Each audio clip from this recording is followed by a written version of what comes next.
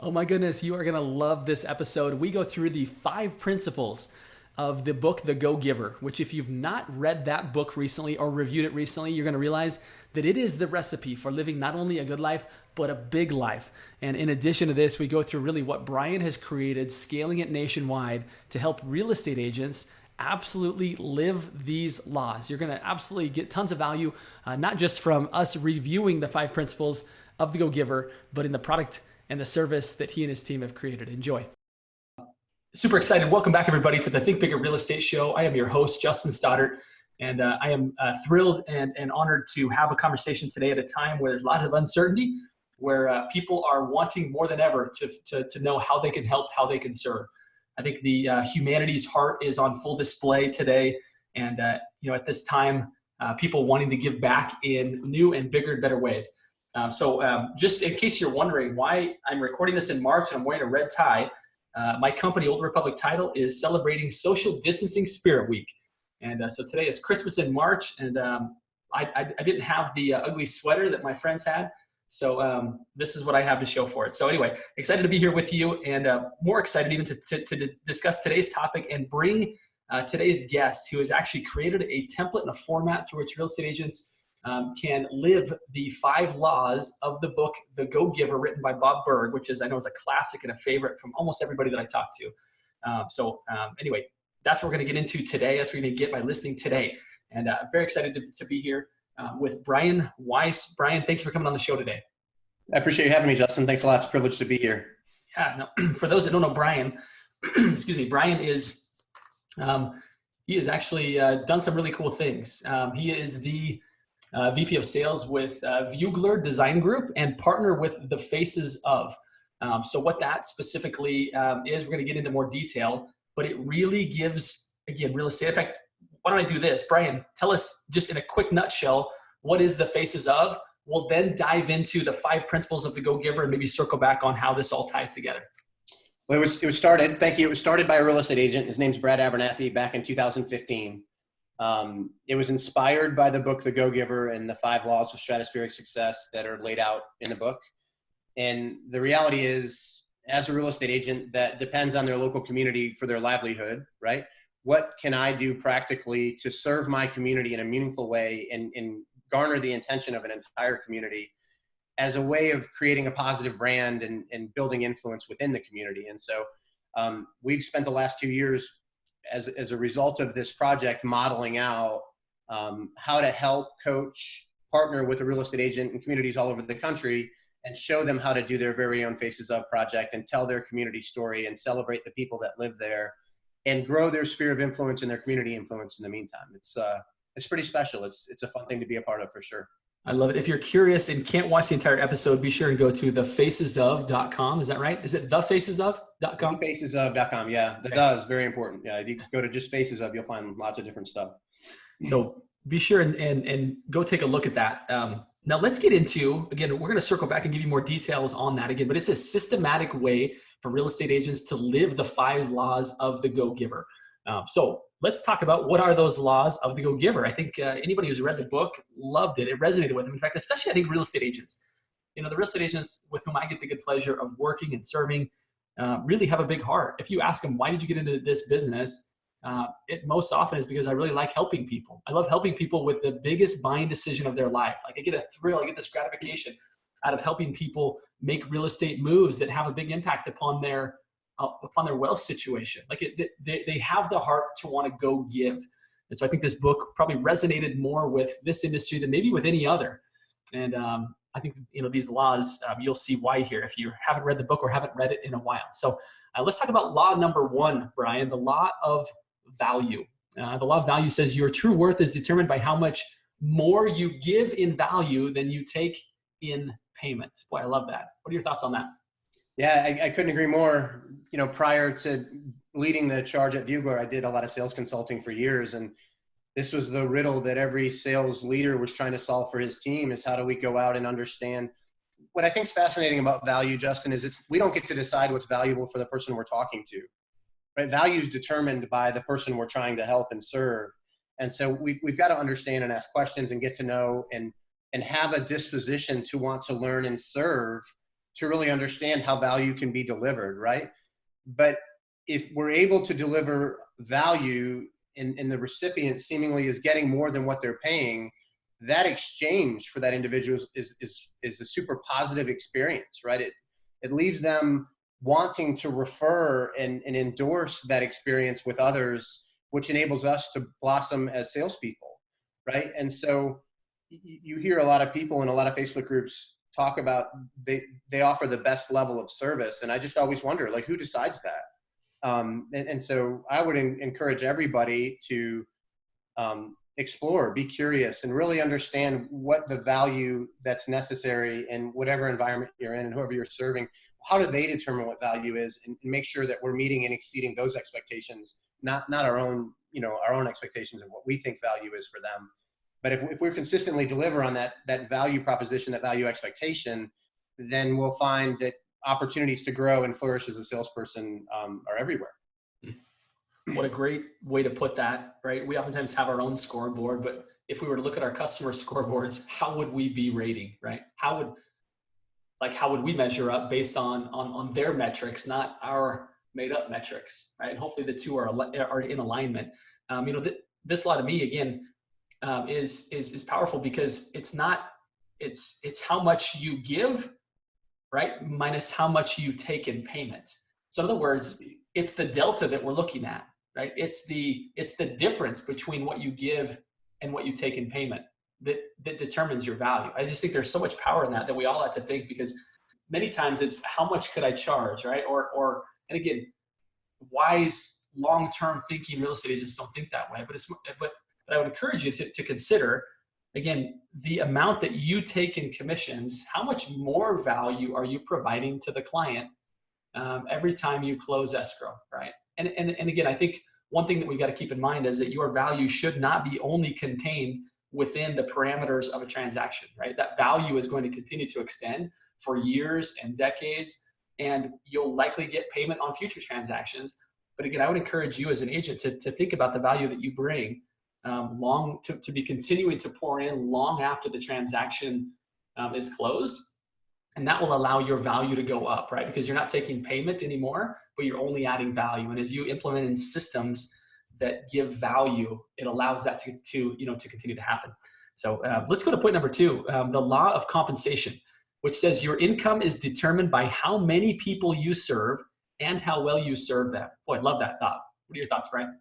Yeah. So, right. If we gave maximum value and we had a single individual ecstatic about the service we provided, but we only gave it to one person, there are limitations as to how much money we can make from a real estate perspective serving one individual, right? So the real key is to figure out how to provide value to the masses, and how can I engage a large group of people. And the larger that group of people is that I'm able to serve in a meaningful way, in a valuable way, then the larger the total revenue potential is for my business. Yeah. And so when you talk about processes and systems and how do we manage and continually deliver, those things become very important, because they enable us to have a sphere of influence that's bigger than 100 or 200, but potentially engage thousands if we understand how to approach doing that. And if we can meaningfully engage thousands of people that see us and associate with our brand in a really positive way, then we have people talking about us and potentially helping us get more business.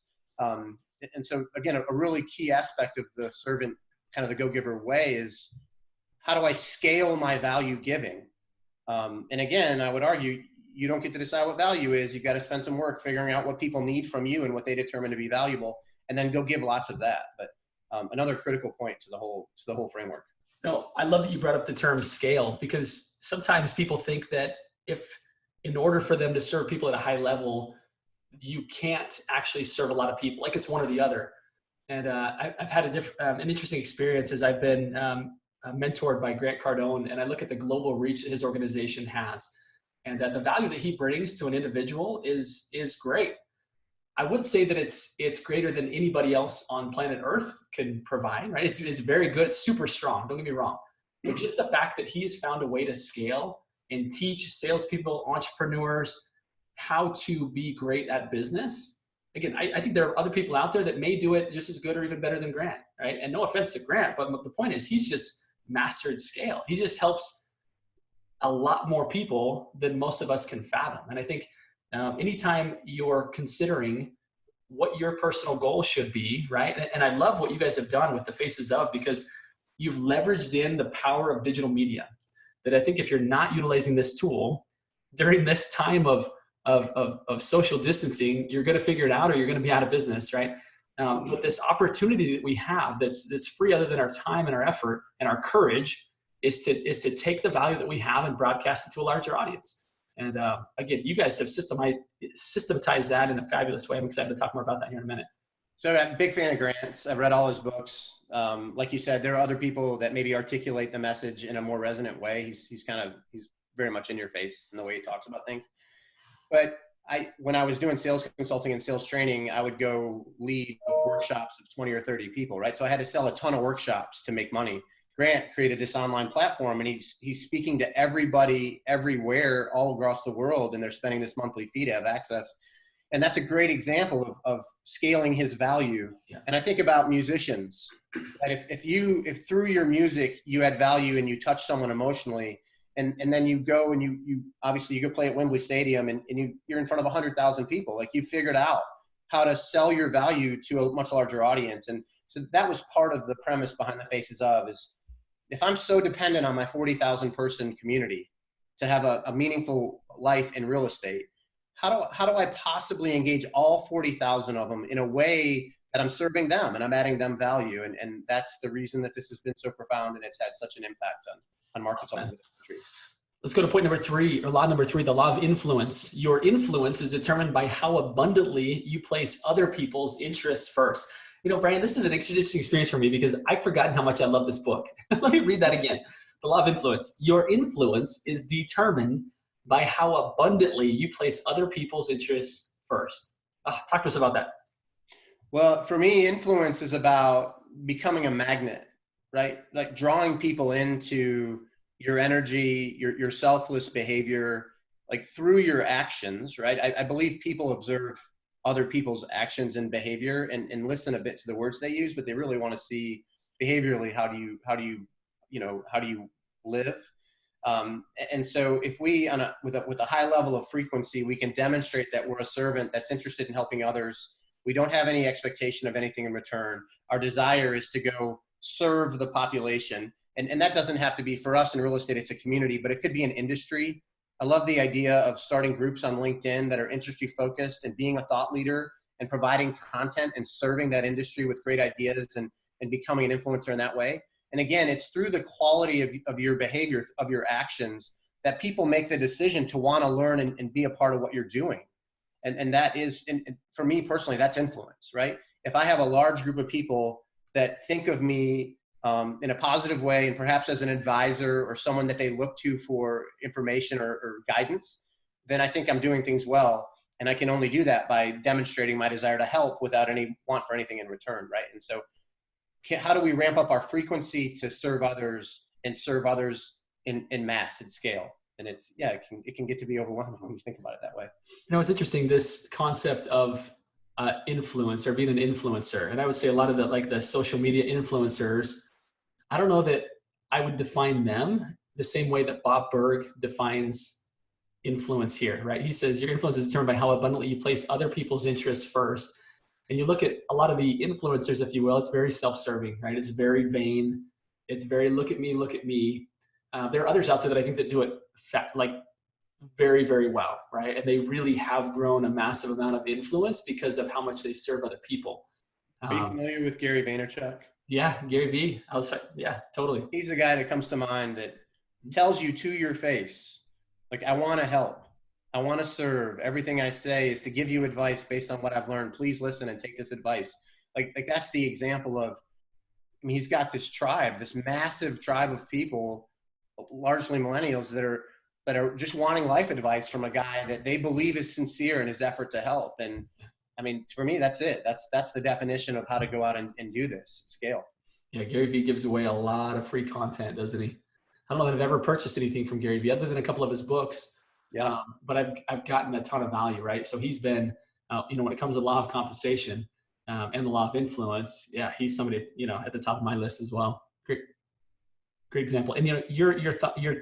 point on sincerity is a perfect segue into our next point, which is number 4, the law of authenticity, which is the most valuable gift you have to offer is yourself.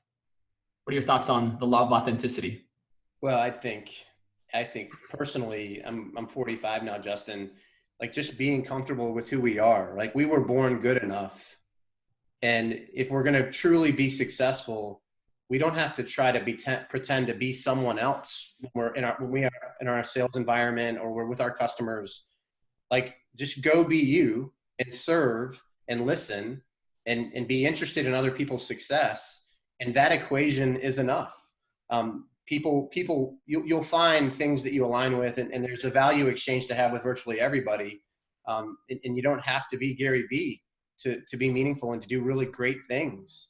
And so I think this is something that has resonated really strong with me for the last 4, 5, 6, 8 years as I've had kids. And like, just be humble, understand we all make mistakes, we all fail, and just act, move forward, and try to serve. And life becomes a pretty fun place to be when we can be comfortable in our authentic self, and we're comfortable sharing that authentic self with others. Mm-hmm. So powerful, Brian. I love your words. I absolutely do. I think there's much wisdom in that, when you can get comfortable in your own skin and you can realize that I don't need to be somebody else. Like, everyone else is already taken. We've probably heard that line before. Yeah. I'm the only one that's not taken, and I'm just going to be the very best version of myself. And when we stop trying to impress other people and start trying to serve other people, when we stop trying to get something from other people, even if it's attention and adoration, and start trying to see how can I give to them, how can I add value to them, it changes everything. And I think it's interesting too, because talking about social media, digital media, the posts that people seem to like the most aren't the highly scripted, they aren't the highlight reel. It's oftentimes somebody kind of messing up, somebody just being super authentic of like, man, I really screwed up here. And here's how I'm going to, work to be better. People are like, oh my goodness, you're human. And oh my goodness, it gives everyone else permission to be themselves as well. Right. And to make a mistake once in a while. I think vulnerability is super powerful.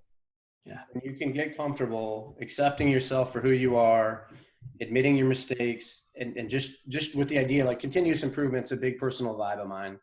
I just want to wake up today and aspire to be a little bit better of the version that I was yesterday. And that could happen in a lot of different areas, and there are a lot of different things that I think about. But then along the way, I just want to ask questions and get perspective and learn from others. And if we can just live that way in a kind of a judgment-free way, and just understand we're all trying to be this, and we can be authentic in the way that we do that. Like I said, for me personally, life is just so much easier lived that way. It's been refreshing. And it's an important part of the concept that I think people, have a tendency to struggle with at times. Yeah, for sure. All right, let's go to law number 5, the law of receptivity. The key to effective giving is to stay open to receiving. What are your thoughts on that? This is really important, Justin. I've talked to probably close to 1,000 real estate agents now as we spread this platform across the country. And I have conversations all the time with people that are givers, and they talk about how sometimes that giving spirit has allowed them to be taken advantage of, and they don't feel comfortable asking for help. For one person to give, somebody else has to receive, right? So if we believe that giving and helping and serving others is the right way to do things, we also have to be open to people reciprocating that and giving to us and helping us and serving us. And some people feel weird when we get help from others. And I'm a giver, right? I don't want someone to help me. I don't know. I don't feel like I'm articulating it the way I want to. But the reality is, for the act of giving to happen, somebody has to receive. And as a giver, we have to realize that one of the outcomes of serving a ton of people is the law of reciprocity, which suggests they're going to want to repay the favor. It's a human condition. If somebody does something for me, I feel compelled to do something for them in return. It's just natural. And so when the community that you serve and you give to now wants to open its arms and open its doors and return the favor, we have to have our antennas up and be open to receive. Like, that's a key part of the equation, which allows the world of abundance to happen. Abundance begins to create itself through the natural back and forth of giving and receiving. And so while we're giving and we have this mindset that I got to go serve, I don't expect anything, we have to be paying attention to opportunities to receive and grow as well. And again, it's kind of the bow around this whole package that becomes really important. You know, it's interesting the way you've put that, in that if we don't receive, we prohibit somebody else from actually giving, right? That's we right. think that we're doing a service by not getting help, right? And sometimes it's ego related, like I don't need the help, I got it. But even beyond that, sometimes we think we're being selfless by declining, by no, like I don't want the help. That's right. You're actually declining someone else the privilege and the opportunity of giving. Very well said. Super important point. When somebody feels obligated to want to help, part of our responsibility is to enable them to help, because that's part of the world we want to create, right? We want to give, and we want to reciprocate giving and getting. Obviously, with our inherent desire to serve others, but if we want them to live that same lifestyle, we've got to be open to allowing them to give as well. And again, so another personal philosophy: rising tides raise all ships, right? If we can help each other and raise the tide water, then all of our boats are floating at a higher level. We're all more successful. And so, yeah, it's fun. In my little core group here in Atlanta, I've got some really cool guys that are really close to me, and you know, we live this lifestyle every day. We spend our time trying to figure out how we can help each other, and we're all open to the idea of finding each other wins, and it's just super fun. And again, that's how influence is created, and the strength of the connection you have with other individuals is allowing them to help. So if you have not yet read the book, The Go-Giver, I would encourage the Think Bigger Real Estate audience needs to read the book, The Go-Giver. We've obviously done a little bit of justice in presenting the 5 laws, but I believe that this is the key to unlocking so many things for you, both when it comes to business, not just quality of business, but quantity of business. You know, we've talked about principles on both sides, right? Of the how well you serve people, as well as how many people you serve. It really is a recipe for tremendous growth. And I would also encourage that it's also a book for tremendous happiness, right? When you are a go-getter, it's the whole world is like, who can I take something from? Whereas when it's a go-giver, it changes, and it's who can I go help, right? Who needs my help? And when we help, we know that we receive. Talk to us a little bit more, Brian, about the faces of how does it work? I know I've been to websites you guys have put together. It really marries together digital media together with community growth and involvement. Give us kind of a little bit better description as to what people should be looking for as they look into and go look at thefacesOf.com. Well, as we talked about, the whole premise was, how do I engage my local community, right? If you're in a major metro like Atlanta, where I live outside Atlanta, you couldn't engage all of Atlanta. You couldn't engage 5 or 6 million people. Not in the way that we're trying to do it, because we really want to create a real connection with an entire community. So we've defined community as probably bigger than 20,000 people, but not bigger than 100,000 people. And there are lots of pockets around Metro Atlanta that fit that mold. I live in Buford, Georgia, right? It's got 37,000 people. Where this started, Brad Abernathy's in Gainesville, Georgia. It's 40,000 people, right? So he said, as a real estate agent, who's more appropriate to tell the story of our community and highlight the story of our community through the people that live here than a real estate agent? We work with virtually everybody. And a community is so much more than a collection of school systems and town centers and parks and roads. It's really a collection of people and stories of people that make a community a special place. So he set out to tell the story of Gainesville, one smiling face at a time, built a website where he would go interview members of the community, interesting stories that happened amongst the community, people that have contributed to the community in a positive way. He would sit down with them for a half an hour. He would take the results of that interview, put it on the website with a really nice smiling high-res picture of that person. And then he would leverage social media and he would share the story with everybody in Gainesville. You can boost a post today for $4 or $5 and make sure every single Facebook page in your local market sees it. When he would promote the story of that individual, he would tag that person in it, and their entire network would see them being highlighted as part of a community project that's celebrating the positive things and the positive people that are a part of that community. And when he started this project in October of 2015, he was getting 500 people a month on his website. He had 100 social media followers.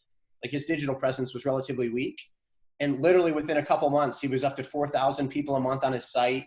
He was adding 100 to 150 followers every month on social media just by sharing 2 stories a week to the local market, right? So, hey, I'm Brad Abernathy. I'm here with Justin today. Justin's been in our community. He's run the local bakery for 17 years. He's contributed to a lot of nonprofits. He's heavily involved in the school systems. Justin's got an amazing story, and he's a really important part of what makes Gainesville, Gainesville. And I want to share his story with you. Here's a picture of Justin on social media. Click the link below, and it takes you back to the website. And on the website's like a blog site. It's just a collection of people and stories that are amongst us. And as Brad starts sharing these 2 a week, people started paying attention, and lots of engagement happened on social media. Like, oh, I know Justin. He's so well deserved. Remember that time Justin did this? And so you're sharing with an entire community, right? All, not necessarily all 40,000 people, but a huge percentage of the population locally seeing this on Facebook. And they're seeing your network celebrate you for the good you've done. And they're like, wow, this is really cool. This is a great project. What a great idea. I'm going to like Brad's Facebook page so I can see the next post that comes out this week. Right? And so fast forward 4 years now, he's done over 400 interviews. They're all on his website. He's shared 2 a week.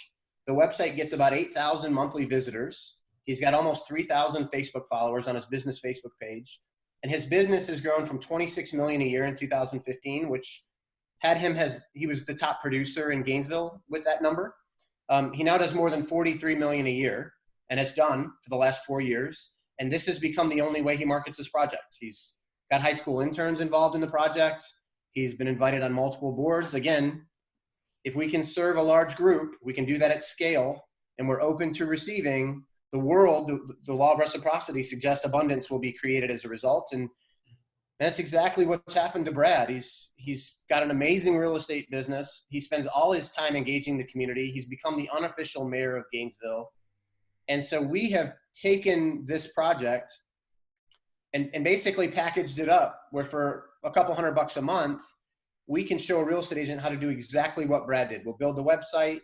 We'll give you all of the resources you need, all of the back office support you need to spend a couple hours a week out doing this in your community and enable you to serve your community in a selfless way, which for us impacts your community through our partner, but then it enables our partner to become the unofficial mayor of their town and create a significant business for themselves. And so in our world, everybody wins. We're serving at scale community-wide.